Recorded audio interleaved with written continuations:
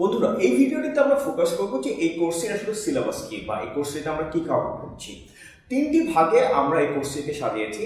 এই কোর্সের প্রথম ভাগটি রয়েছে যেখানে আমরা বলছি যে নেগোসিয়েশনের কৌশলগুলো নিয়ে বা স্ট্র্যাটেজিস বা টেকনিক্সগুলো নিয়ে। তিনটি টেকনিক্স নিয়ে আমরা আলোচনা করব।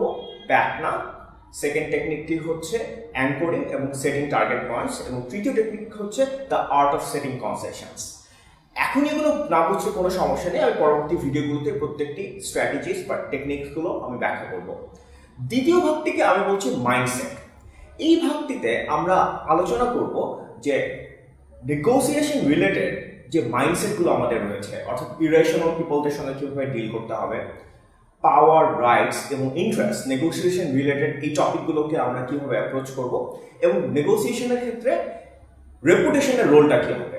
এবং তৃতীয় ভাগে আমরা আলোচনা করব যে উইন উইন সিচুয়েশন ক্রিয়েট করা, যে কিভাবে নেগোসিয়েশনটিকে একটি জিরো সাম গেম না দেখে দুপক্ষই কিভাবে নেগোসিয়েশন থেকে উইন করতে পারি সেটি দেখা প্রথম।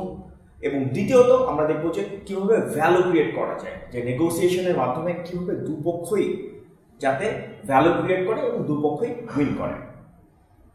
পরবর্তী ভিডিওগুলোতে আমরা প্রথম ভাগের প্রথম তিনটি টেকনিক বা স্ট্র্যাটেজিস নিয়ে ব্যাখ্যা করব।